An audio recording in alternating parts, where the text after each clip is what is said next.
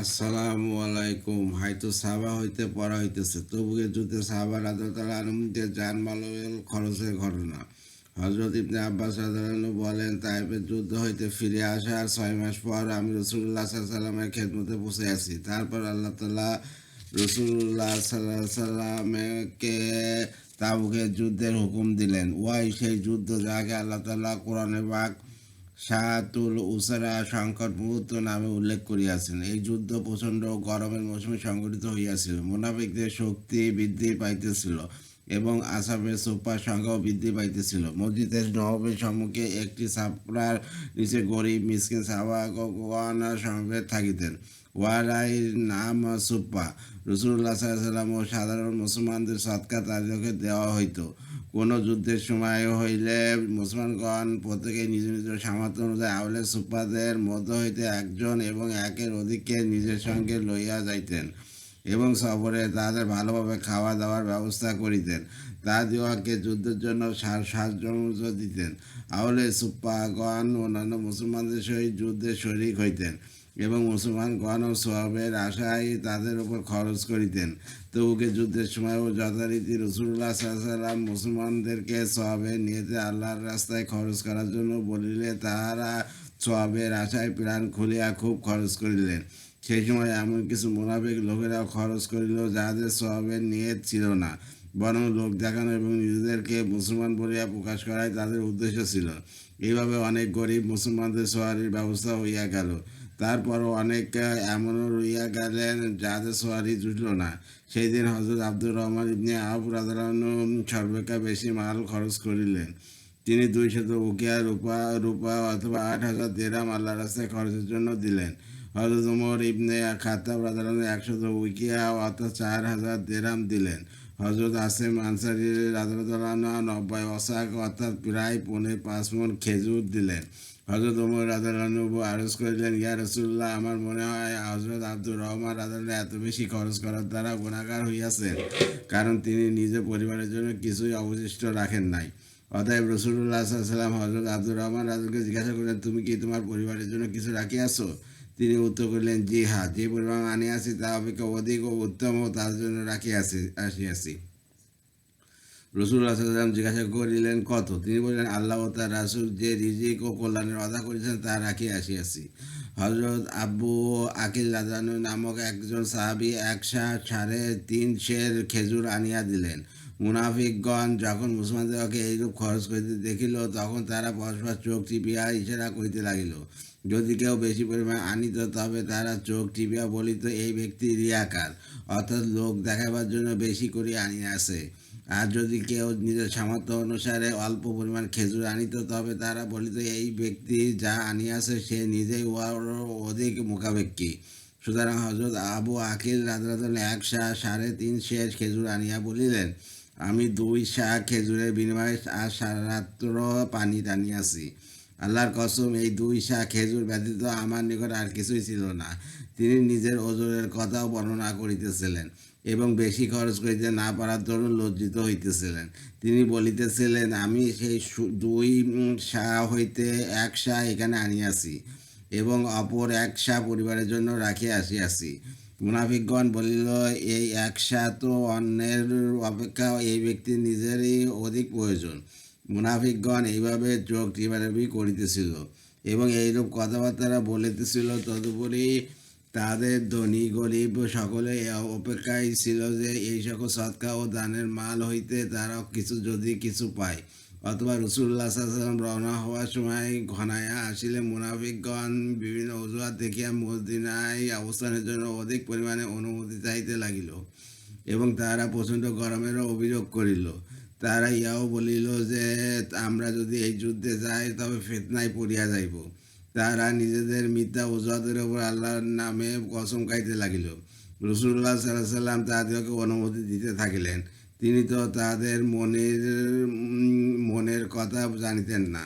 মুনাফিকদের একদল মসজিদে নেফাক তৈরি করিল।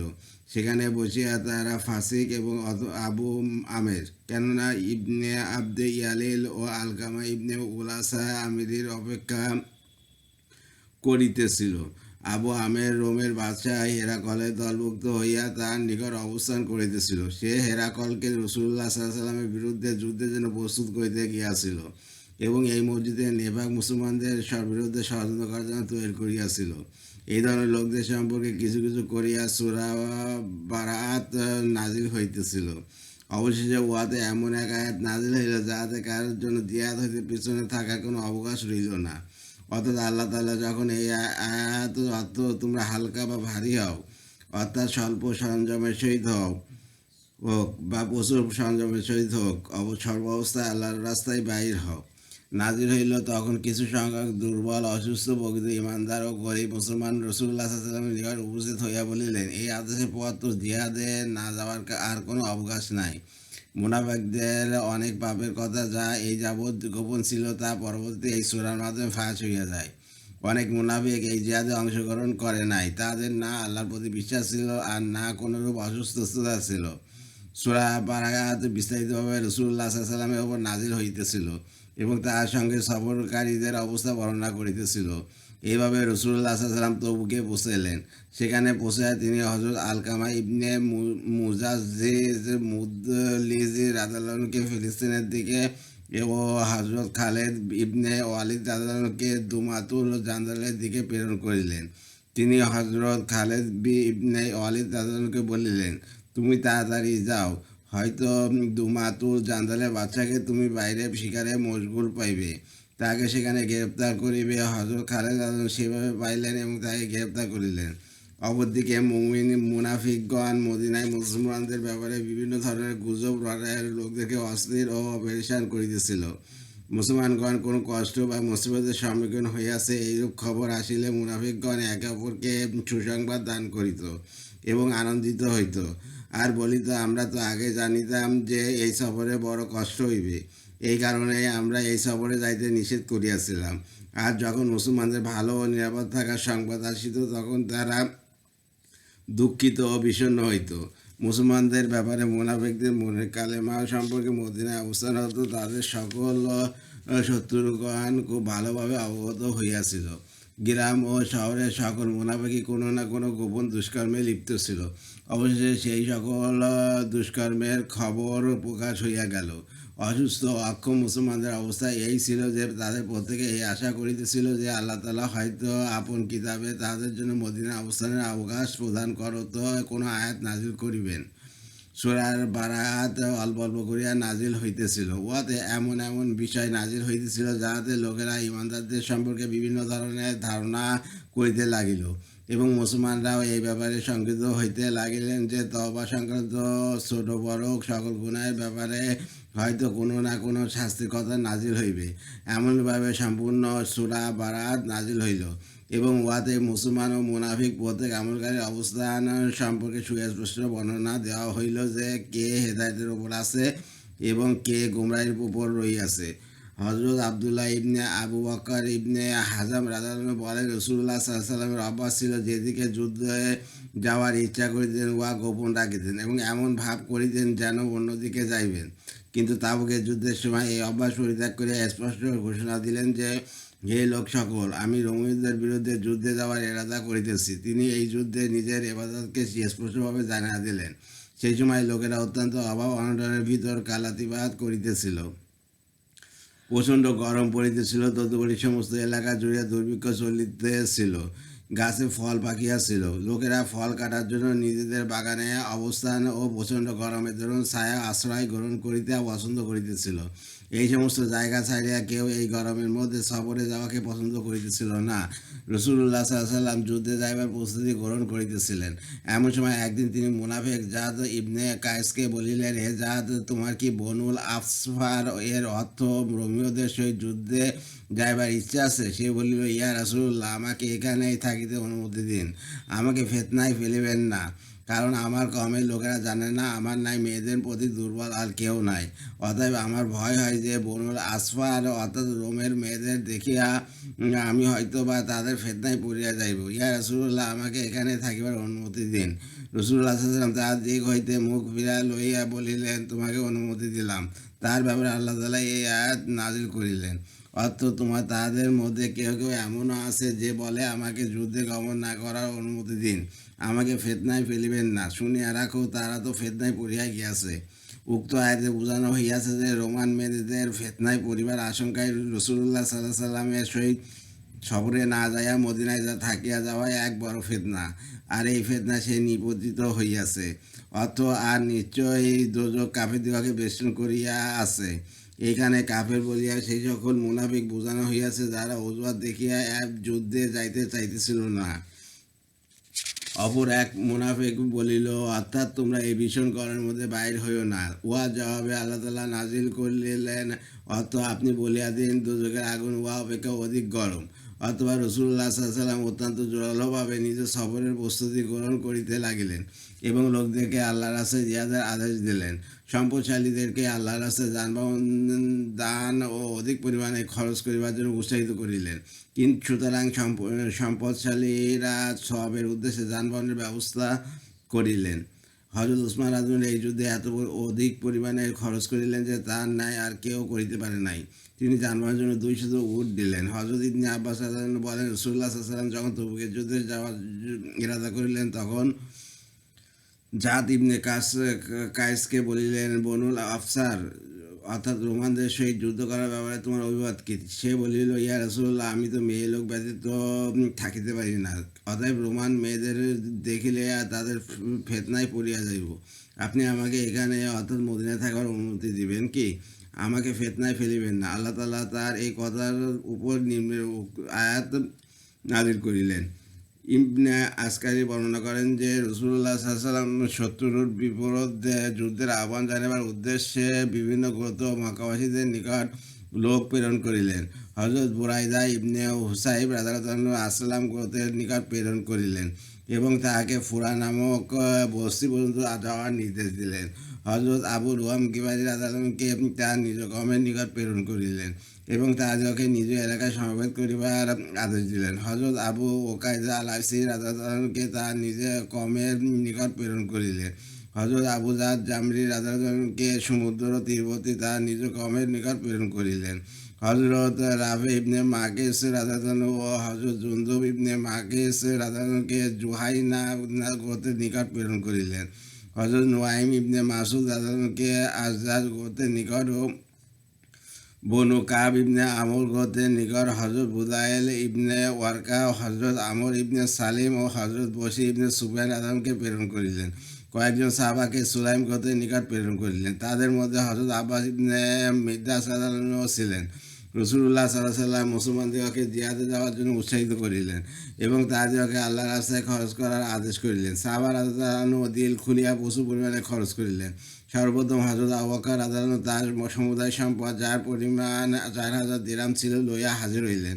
রাসূলুল্লাহ সাল্লাল্লাহু আলাইহি ওয়াসাল্লাম তাহাকে বলিলেন, তুমি তোমার পরিবার পরিজনের জন্য কিছু রাখিয়া আসিয়াছ কি?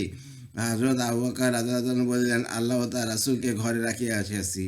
তারপর হযরত ওমর রাদিয়াল্লাহু তার অর্ধেক সম্পদ লইয়া আসিলেন। রাসূলুল্লাহ সাল্লাল্লাহু আলাইহি ওয়াসাল্লাম তাহাকেও জিজ্ঞাসা করিলেন, তুমি নিজ পরিবারের জন্য কিছু রাখিয়া আসিয়াছ কি? তিনি বলিলেন, হ্যাঁ, যে পরিমাণ আনিয়াছি উহার অর্ধেক রাখিয়া আসিয়াছি। অপর এক রিওয়ায়েতে আছে, তিনি বলিলেন, যে পরিমাণ আনিয়াছি উহার সমপরিমাণ রাখিয়া আসিয়াছি। হযরত ওমর রাদিয়াল্লাহু আনহু হযরত আবু বকর রাদিয়াল্লাহু আনহু এর আনিত সম্পদের খবর পাইয়া বলিলেন, যখনই তোমাদের মাঝে কোনো নেক কাজে প্রতিযোগিতা হইয়াছে, তখনই হযরত আবু বকর রাদিয়াল্লাহু আনহু আমার অপেক্ষা অগ্রগামী হইয়াছেন। হযরত আব্বাস ইবনে আব্দুল মুত্তালিব ও হযরত তালহা ইবনে উবাইদুল্লাহ রাদিয়াল্লাহু আনহু বহু মাল সম্পদ আল্লাহ রাসূলুল্লাহ সাল্লাল্লাহু আলাইহি ওয়াসাল্লামের খেদমতে লইয়া আসিলেন। হযরত আব্দুর রহমান ইবনে আওফ রাদিয়াল্লাহু আনহু 200 উকিয়া রৌপ্য অর্থাৎ 8000 দিরহাম আনিলেন। হযরত সাদ ইবনে উবাইদা ও হযরত মুহাম্মদ ইবনে মাসলামা রাদিয়াল্লাহু আনহু অনেক মাল আনিলেন।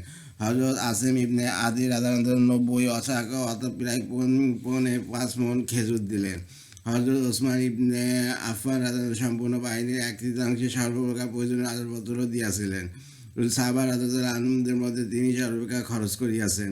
তার দান সামগ্রী বাহিনীর 1/3 সম্পূর্ণ খরচের জন্য যথেষ্ট হইয়াছিল। তার দানের পর বলা হইল যে বাহিনীর জন্য অতিরিক্ত আর কোনো জিনিসের প্রয়োজন নাই। এমনকি তিনি পানি মগশিলার মোটা সহিয়ার ব্যবস্থা করিলেন। বলা হয় যে সেই দিন রাসূলুল্লাহ সাল্লাল্লাহু আলাইহি ওয়াসাল্লাম বলিয়াছিলেন, ওয়ার পর ওসমান যাই করিবে তার জন্য আর কোনো ক্ষতি নাই। সম্পদশালীগণ অত্যন্ত আগ্রহের সহিত খরচে অংশগ্রহণ করিয়াছেন এবং তারা সবে আল্লাহ সন্তুষ্টি লাভ ও স্বভাবের আশায় করিয়াছেন। যারা অপেক্ষাকৃত কম সম্পদশালী ছিলেন তারাও নিজেদের অপেক্ষা দুর্বলদের যথেষ্ট সাহায্য করিয়াছেন ও তাদের শক্তি বৃদ্ধি করিয়াছেন। এমনকি কেউ কেউ নিজের উট আনিয়া এক দুইজনকে দিয়া বলিলেন, তোমরা পালাক্রমে উহাতে আরোহণ করিও। আর কেউ খরচ আনিয়া যুদ্ধে গমনকারী কাউকে দিয়া দিতেন। মহিলারাও তাদের সাধ্যমতো যুদ্ধে গমনকারীদের সাহায্য করিতেছিলেন। হযরত উম্মে সিনান আসলামিয়া রাদিয়াল্লাহু আনহা বলেন, আমি হযরত আয়েশা রাদিয়াল্লাহু আনহার ঘরে রাসূলুল্লাহ সাল্লাল্লাহু আলাইহি ওয়াসাল্লামের সম্মুখে একটি কাপড় বিছানা দেখিয়াছি, যাতে শিং ও হাতির দাঁতের কাকন ও বজুবন্ধ হাড়ু ও কানবালা ও আংটির ইত্যাদি অলঙ্কৃতি রাখা ছিল। যুদ্ধের প্রস্তুতি স্বরূপ মুসলমানদের সাহায্যার্থে মহিলাদের দেওয়া অলঙ্কারাদি দ্বারা উক্ত কাপড় পরিপূর্ণ হইয়া গিয়াছিল। লোকেরা সেই সময়ও দারুণ অভ্যাসের মধ্যে ছিল। গাছে গাছে ফল পাকিয়াছিল, ছায়াময় স্থান সকলের নিকট প্রিয় ছিল। এমন অবস্থায় প্রত্যেকে ঘরে থাকা পছন্দ করিতেছিল, কেউ ঘর হইতে বাইরে হইতে চাইতেছিল না। অপরদিকে রাসূলুল্লাহ সাল্লাল্লাহু আলাইহি ওয়াসাল্লাম অত্যন্ত জোরদারভাবে যুদ্ধের প্রস্তুতি গ্রহণ করিতে লাগিলেন এবং সানিয়াতুল হুদা নামক স্থানে যাইয়া তিনি তাঁবু স্থাপন করিলেন। লোক সংখ্যা এত বেশি ছিল যে কোনো রেজিস্টার খাতায় নাম লিখা শেষ করা সম্ভব হইতেছিল না। যুদ্ধে যাইতে অনিচ্ছুক এইরূপ প্রত্যেকেই বুঝিতেছিল যে যদি সে এই যুদ্ধে অনুপস্থিত থাকে তবে আল্লাহর পক্ষ হইতে ওই নাজিল না হওয়া পর্যন্ত তার অনুপস্থিতি কেউ টের পাইবে না। অথবা রাসূলুল্লাহ সাল্লাল্লাহু আলাইহি ওয়াসাল্লাম যখন সফর আরম্ভ করিবার ইরাদা চূড়ান্ত করিলেন, তখন সিবা নামক ইবনে উরফাত রাদিয়াল্লাহু আনহুকে মদিনায় তার স্থলাভিষিক্ত খলিফা নিযুক্ত করিলেন। কেউ কেউ বলেন তিনি হযরত মুহাম্মদ ইবনে মাসলামা রাদিয়াল্লাহু আনহুকে তার খলিফা নিযুক্ত করিয়াছিলেন। এই সফরে